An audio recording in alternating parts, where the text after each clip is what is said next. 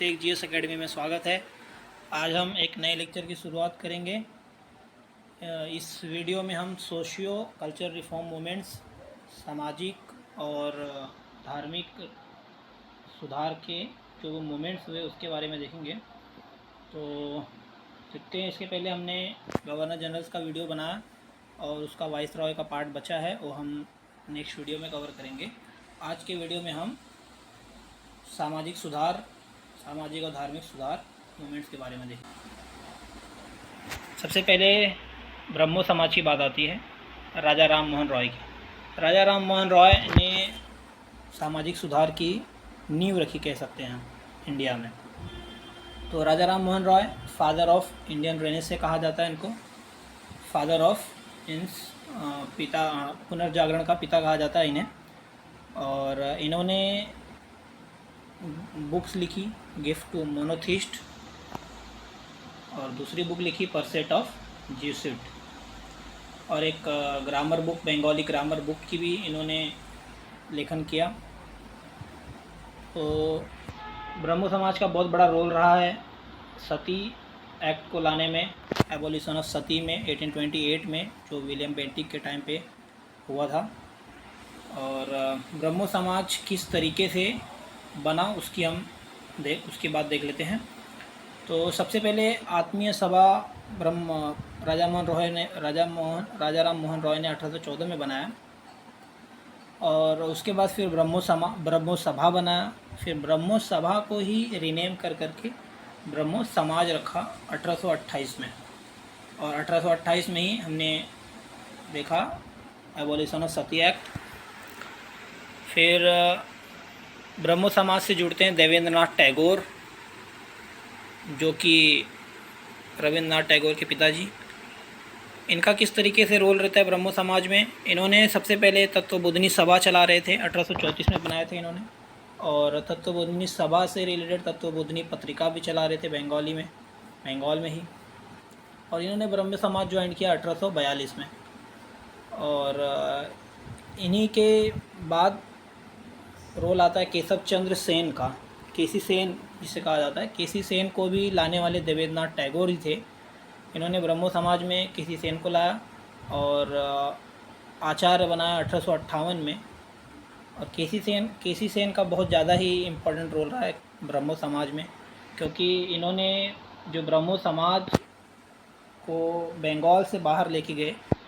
जैसे बंगाल के बाहर इन्होंने यूपी, पंजाब, मद्रास, बॉम्बे, यहाँ पर ब्रह्मो समाज के जो भी ब्रांचेस थे ओपन किए। और केसी सेन थोड़े से रेडिकल टाइप के थे, मतलब जैसे कि हम कहें कि मतलब ब्रह्मो समाज में तो आइडल वर्शिप के ख़िलाफ़ और बाकी कास्ट सिस्टम के ख़िलाफ़, ये सब चीज़ों के ख़िलाफ़ ही थे। लेकिन इन चीज़ों में भी अगर हम केसी सेन को देखें तो बहुत ही ज़्यादा रेडिकल थे, मतलब बहुत ही खुल करके बात किया करते थे, जिसकी वजह से ये कुछ बातें उनकी जो थी वो देवेंद्रनाथ टैगोर को पसंद नहीं आती थी। और उनके इसी रवैये की वजह से 1865 में उनको आचार्य के पोस्ट से निकाल दिया जाता है। और उसके बाद केसी सेन ने अपनी खुद की ब्रह्मो समाज ऑफ इंडिया बनाते 1866 में। तो आपको एक बात याद रखना है कि ब्रह्मो समाज बनी 1828 में राजा राम मोहन रॉय द्वारा। उसके बाद देवेंद्रनाथ टैगोर जुड़ते हैं 1842 में, और केसी सेन जुड़ते हैं 1858 में। और ये याद रखना है कि केसी सेन ने जो फाउंड किया था वो ब्रह्मो समाज ऑफ इंडिया फाउंड किया था 1866 में, बराबर। और केसी सेन चाइल्ड मैरिज के भी बहुत खिलाफ थे, उसके खिलाफ भी बहुत मुखर होकर बोलते थे। लेकिन 1878 में क्या हुआ कि केसी सेन ने अपनी 13 साल की लड़की का ब्याह जो है 13 साल की लड़की का ब्याह उन्होंने एक राजा से कर दिया। तो जिसके वजह से जो भी ब्रह्मो समाज ऑफ इंडिया के जो भी मेंबर्स थे उनसे खफा होकर के उन्होंने एक साधारण ब्रह्मो समाज बनाया 1878 में। और बनाने वाले कौन थे? आनंद मोहन बोस, शिव चंद्र देव एंड उमेश चंद्र दत्ता। अगर शॉर्ट फॉर्म में याद रखें तो आंसू। आनंद मोहन बोस, शिव चंद्र देव एंड उमेश चंद्र दत्ता। अगर आपको क्वेश्चन अगर इसमें से पूछा जाएगा तो इस तरीके से पूछा जाएगा कि साधारण ब्रह्मो समाज की स्थापना या फाउंडेशन किसने की, आपको ऑप्शन दे दिया जाएगा आनंद मोहन बोस, शिव चंद्र देव, उमेश चंद्र दत्ता, इस तरीके से। और केसी सेन का बोल दिया जाएगा तो ऑप्शन में जैसे अगर ये साधारण ब्रह्मो समाज दे दिया जाएगा, ब्रह्मो समाज ऑफ इंडिया दे दिया जाएगा, ब्रह्मो समाज दे दिया जाएगा, तो उसमें से केसी सेन का क्या हो जाएगा, ब्रह्मो समाज ऑफ इंडिया 1866 में। आपको डेट भी याद रखना है, ठीक है। फिर दूसरा समाज देख लेते हैं, प्रार्थना समाज। ये प्रार्थना समाज कहाँ होता है, ये होता है वेस्टर्न इंडिया में, बॉम्बे में। और इसकी नींव रखते हैं आत्माराम पांडुरंग। किसकी हेल्प से, केसी सेन। केसी सेन कौन, केशव चंद्र सेन। तो इनकी वजह से, जैसे बंगाल से बाहर निकले तो जब इन ब्रह्मो समाज ऑफ इंडिया का अलग अलग ब्रांचेस ओपन होने लगा तो उसी को देखते हुए प्रार्थना समाज का भी नींव रखी जाती है आत्माराम पांडुरंग के द्वारा, बॉम्बे में 1867 में।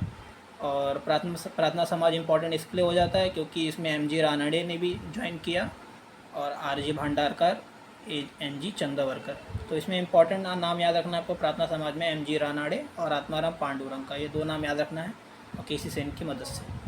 ये 2-3 नाम आपको याद रखना है क्योंकि नाम पूछा जा सकता है, बाकी उतना इम्पॉर्टेंट तो नहीं है। Young Bengal movement, Henry Vivian Derozio. ये एक एंग्लो इंडियन हुआ, एक एंग्लो इंडियन थे और बहुत ही रेडिकल, मतलब बहुत ही रेडिकल तरीके से प्रोटेस्ट किया करते थे अंग्रेज़ों के ख़िलाफ़। और ये क्या करते थे, हिंदू कॉलेज में टीचर थे।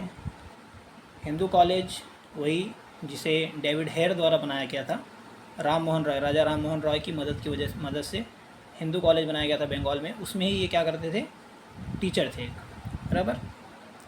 और हेनरी विवियन डेरोजियो जो थे, इन्हें कहा जाता है ये फर्स्ट नेशनलिस्ट पोएट थे मॉडर्न इंडिया के। तो ये बात भी आप ध्यान रखिए। यंग बंगाल मूवमेंट, सिर्फ डेरोजियो करके ऐसा याद रखिए, डेरोजियो। शॉर्ट, जितना छोटा नाम आप याद रखेंगे उतना आसान रहेगा आपको चीज़ें याद रख पाना, ठीक है। फिर फोर्थ वाला देखते हैं, ईश्वर चंद्र विद्यासागर। इनका रोल रहा है किस चीज़ में, वुमेन को लेकर के, वुमेन के एजुकेशन की बात हो, वुमेन की रीमैरिज की बात हो, इसमें इनका बड़ा रोल रहा है, वुमेन से रिलेटेड लेके। तो ये संस्कृत कॉलेज में प्रिंसिपल थे। इन्होंने लगभग 35 गर्ल्स स्कूल स्टार्ट की और कुछ तो ऐसी थी स्कूलें जो ये खुद के खर्चे से चलाते थे। और ये बेथुने स्कूल के सेक्रेटरी थे। बेथुने स्कूल 1849 में बना, JED बेथुने के द्वारा। फिर अब ये क्वेश्चन पूछा जा सकता है कि pioneer of higher education for women in India कौन थे, तो ईश्वर चंद्र विद्यासागर थे। आपको याद रखना है कि ये higher education for women in India के पायनियर थे।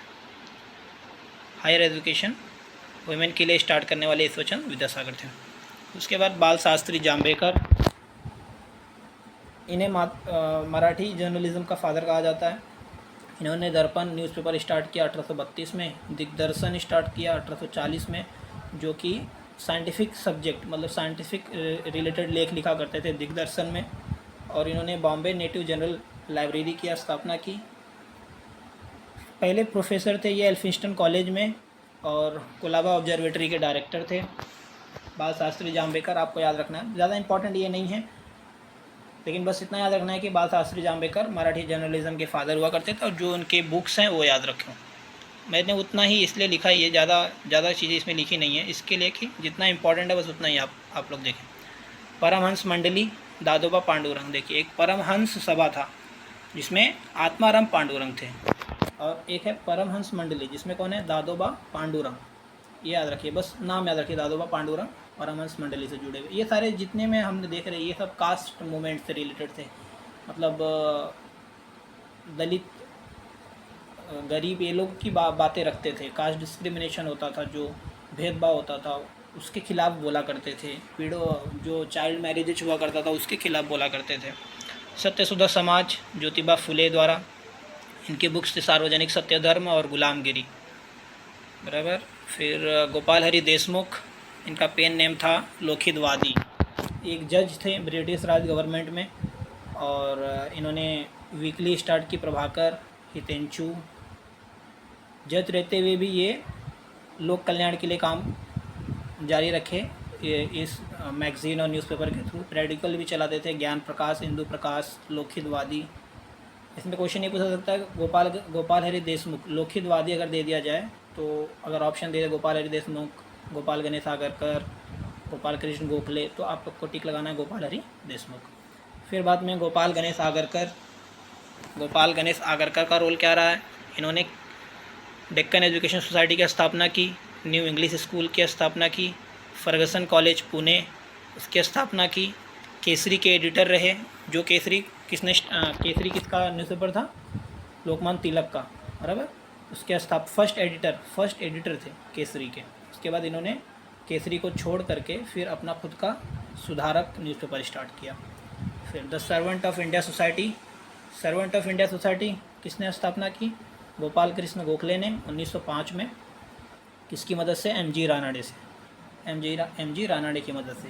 सर्वेंट ऑफ इंडिया सोसाइटी याद रखने का कैसा याद कर सकते हैं कि सर्वेंट अगर हम बात करें तो जो समाज सेवक एक तरीके से, बराबर। तो गांधी जी क्या थे? समाज सेवक, समाज की सेवा करते थे। गांधी जी के गुरु कौन थे? गोपाल कृष्ण गोखले। और गोपाल कृष्ण गोखले भी ऑब्वियसली है कि वो समाज सेवक होंगे। तो इस तरीके से आप याद रख सकते हैं रिलेट करके। सर्वेंट मतलब गांधी जी से उनके गुरु Gopal Krishna Gokhale, servant of India, इस तरीके से रिलेट करके याद रखिए। फिर देखते हैं नेक्स्ट वाला कौन सा है? सोशल सर्विस लीग, ये बॉम्बे में स्टार्ट हुआ। ये किसने स्टार्ट किया? एन.एम. जोशी ने। एन.एम. जोशी का सबसे ज़्यादा इंपॉर्टेंट याद रखना है कि all India trade union Congress AITUC जो 1920 में स्थापना हुई वो एन.एम. जोशी द्वारा की गई सोशल सर्विस लीग से, ठीक है। फिर नेक्स्ट देखते हैं रामकृष्ण मूवमेंट बंगाल में स्टार्ट होता है, बेलूर हेडक्वार्टर होता है इसका। स्वामी विवेक सबसे पहले रामकृष्ण मूवमेंट स्टार्ट होता है किसके टीचिंग पे? रामकृष्ण परमहंस के, बराबर। रामकृष्ण परमहंस के जो टीचिंग्स होते हैं, ये पढ़े लिखे नहीं थे रामकृष्ण परमहंस, ये जो बोला करते थे उसी चीज़ को उनके जो फॉलोअर्स थे, स्वामी विवेकानंद, बाकी फॉलोअर्स थे, वो उस चीज़ को फॉलो करते थे, लिखा करते थे, उसी हिसाब से उसको फॉलो आगे बढ़ाते थे। इनका नाम क्या था? रामकृष्ण परमहंस का ओरिजिनल नाम था गदाधर चट्टोपाध्याय, बराबर। तो विवेकानंद ने रामकृष्ण मिशन की स्थापना की 1897 में बेलूर कलकत्ता में। और इन्होंने 1893 में स्वामी विवेकानंद ने वहाँ पे एक फेमस जो रिलीजियस भाषण है वो दिया, जिसे हम सब जानते हैं। और विवेकानंद जी ने एक बात कही बहुत इम्पॉर्टेंट कि अगर आपके पास नॉलेज है लेकिन अगर आप उसको यूज़ नहीं करते हो तो वो किसी काम का नहीं है। ये कोट याद रखिए। He declare that knowledge without action is useless. फिर देखते हैं दयानंद सरस्वती एंड आर्य समाज। दयानंद सरस्वती का ओरिजिनल नाम था मूल शंकर। आर्य समाज ये बेसिकली क्या था? वेदास को फॉलो करते थे। और जैसे आइडल वर्शिप हो गया, मूर्ति पूजन, और जैसे इनकारनेशन हो गया, उन सब में बिलीव नहीं करते थे ये सब लोग, ठीक है। तो इनका ओरिजिनल नाम था मूल शंकर, गुजरात से थे।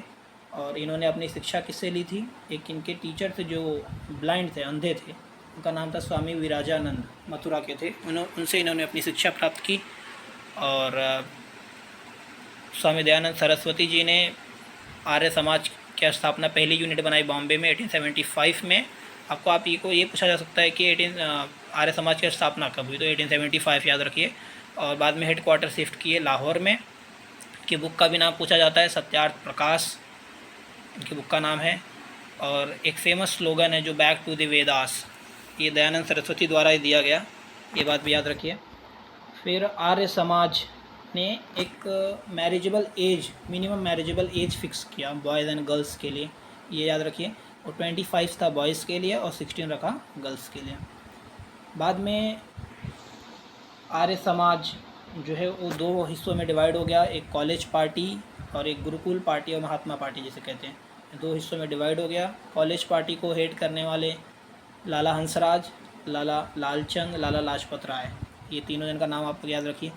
फिर गुरुकुल पार्टी और महात्मा पार्टी को हेड करने वाले स्वामी श्रद्धानंद, जिनका नाम लाला मुंशीराम था, और गुरुदत्त विद्यार्थी।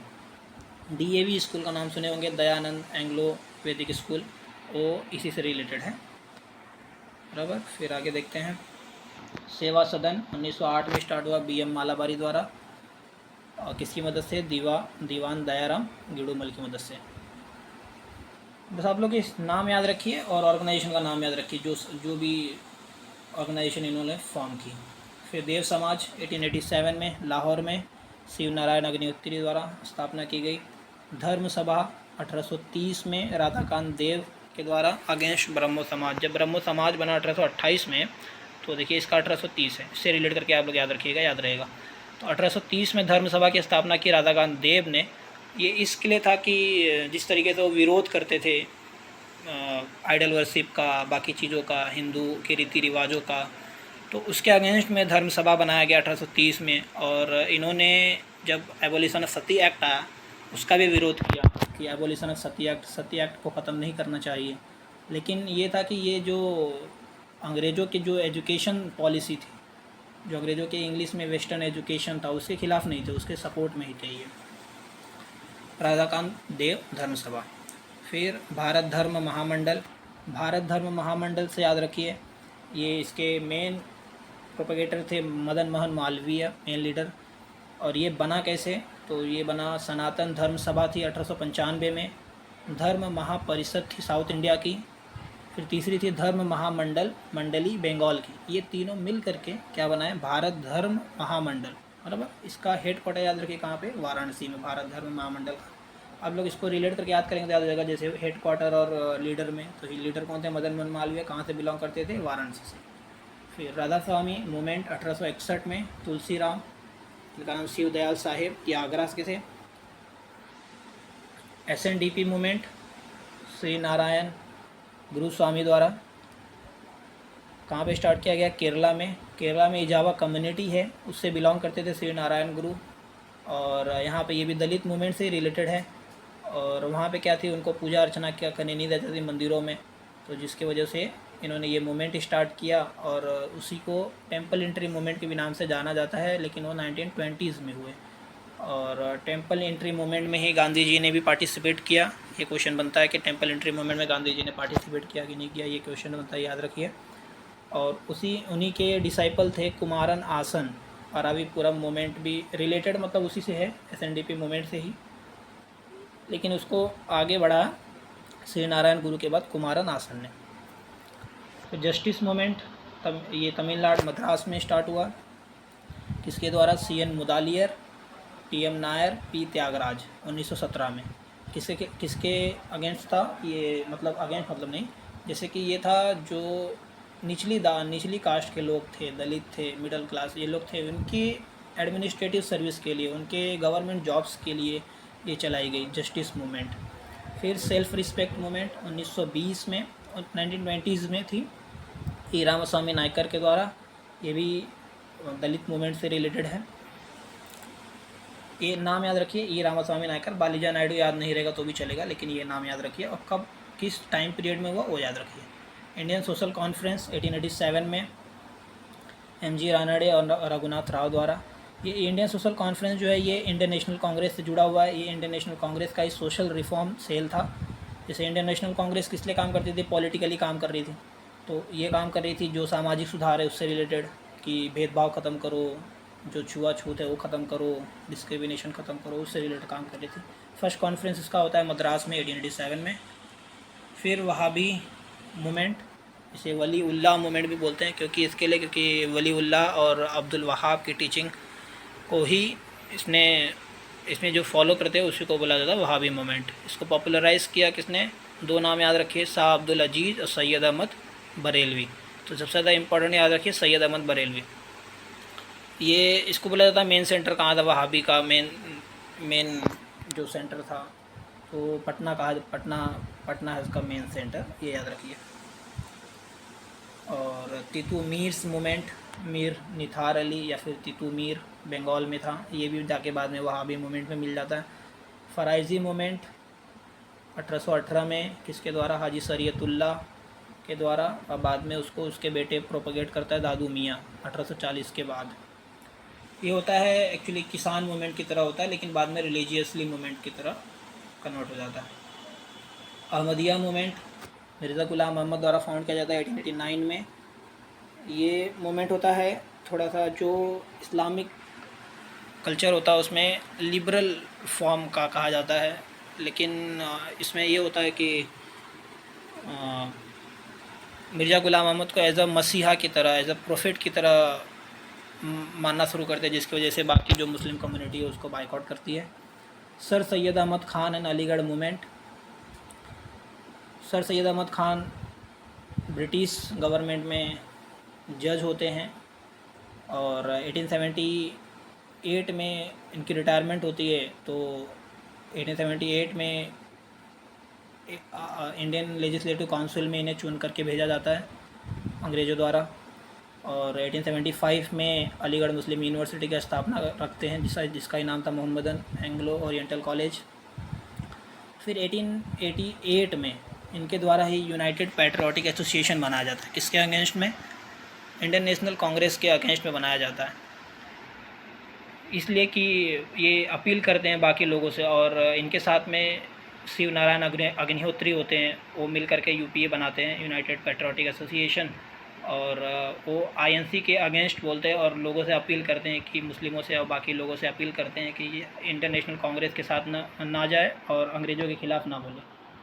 और मैगजीन लॉन्च करते, इनकी मैगज़ीन होती है एक तहज़ीबुल अखलाक। ये याद रखना, तहज़ीबुल अखलाक याद रखना, और जो मैंने यूनाइटेड पैट्रियोटिक एसोसिएशन बताया वो याद रखना है। और फिर देवबंद स्कूल, दारुल उलूम, ये देवबंद जगह का नाम है, सहारनपुर यूपी में, वहाँ से स्टार्ट होता है 1866 में। इसके द्वारा मोहम्मद कासिम नानोतवी एंड राशिद अहमद गंगोई, नानोतवी एंड गंगोई के द्वारा स्टार्ट होता है।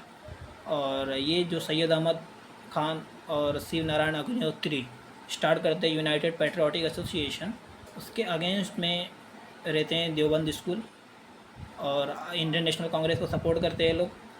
और अनदर लीडर की बात करें तो इसमें महमूदुल हसन सिबली नुमानी थे, जिन्होंने नदवतुल उलेमा और दारुल उलूम की स्थापना की लखनऊ में। ये देवबंद स्कूल रहा। और फिर पारसी मूवमेंट, जिसका दूसरा नाम है रहनुमाई मजदयासरन सभा, 1851 में। इसकी फाउंडेशन रखी नौरोजी फिरदौन जी, दादा भाई नौरोजी, KR कामा, SS बंगाली। ये नाम याद रखिए। पारसी रिफॉर्म मूवमेंट में दादा भाई नौरोजी तो याद, मतलब इसमें सब याद ही रहेगा नॉर्मली आपको, क्योंकि सारे नाम फारसी से ही रिलेटेड है। बस SS बंगाली को आप याद रखिए, ये थोड़े से नाम थोड़ा सा हो सकता है अलग लगे आपको। उनका न्यूज़पेपर था रस्त गुफ्तार, इसका मतलब होता है ट्रूथ टेलर, सच्चे बोलने वाला। सिख रिफॉर्म मूवमेंट, ये सिख रिफॉर्म मूवमेंट से रिलेटेड था। सिंह सभा मूवमेंट 1873 में। और अकाली मूवमेंट सिंह सभा मूवमेंट से ही निकला हुआ एक पार्ट था अकाली मूवमेंट। और अकाली मूवमेंट को एक गुरुद्वारा रिफॉर्म मूवमेंट भी बोलते हैं। जो गुरुद्वारा जो सिख गुरुद्वारा हुआ करते थे, उसको जो महंत चलाया करते थे वो अंग्रेज़ों के सपोर्ट में हुआ करते थे, और उनके सपोर्ट की वजह से और वहाँ पे करप्शंस बढ़ते ही जा रहे थे गुरुद्वारा के जो भी थे। उसके अगेंस्ट में अकाली मूवमेंट चलाया गया 1922 में। मतलब 1922 से पहले से, या 1922 में सिख गुरुद्वारा एक्ट आता है, जिसके थ्रू ये होता है कि अब शिरोमणि गुरुद्वारा प्रबंधक कमेटी द्वारा जितने भी गुरुद्वारा हैं इंडिया में वो चलाए जाएंगे। फिर उसके बाद आता है थियोसॉफिकल मूवमेंट 1875 में। थियोसॉफिकल मूवमेंट था कि ये लोग ज़्यादातर वेदास और उपनिषद जो था उससे प्रेरित थे, उससे इम्प्रेस थे। और थियोसॉफिकल मूवमेंट की नींव रखी जाती है 1875 में USA न्यूयॉर्क में, जिसके द्वारा रखी जाती है मैडम HP ब्लावत्स्काय, कॉलोनल MS ओलकट, किसके द्वारा? ब्लावत्स्काय एंड MS ओलकट। और फिर बाद में एनी बेसेंट भी इससे जुड़ जाती हैं। 1882 में इसकी जो हेडक्वार्टर होती है न्यूयॉर्क से मद्रास अड्यार याद रखना, अड्यार में शिफ्ट कर दिया जाता है 1882 में। और 1907 में एनी बेसेंट थियोसॉफिकल मूवमेंट की प्रेसिडेंट बन जाती है, इसकी वजह से ज़्यादा चर्चा में आ जाता है थियोसॉफिकल मूवमेंट। तो यहाँ तक रहा अपना जितने भी सोशियो रिलीजियस रिफॉर्म मूवमेंट्स थे सारी चीज़। और आप लोगों को बस मान के चलिए इसमें से क्वेश्चन तो बनते ही हैं डेफिनेटली, हर बार जितने भी एग्ज़ाम्स होंगे उसमें क्वेश्चन डेफिनेटली बनना ही बनना है। तो आपको जितने भी नाम हैं और उनके फाउंडर और उनके बुक्स, ये ज़्यादा इम्पॉर्टेंट है, ये आपको याद रखना है, बस यही है। और यहीं से क्वेश्चन बनेंगे। और टाइमलाइन ना कब किस वक्त हुए, अगर ये याद रहा तो ठीक है, नहीं तो नाम और उसके याद रखिए। तो बस आज के लिए इतना ही, बाकी हम नेक्स्ट वीडियो में करेंगे। और तब तक के लिए हमारे चैनल को सब्सक्राइब करिए, फॉलो करिए।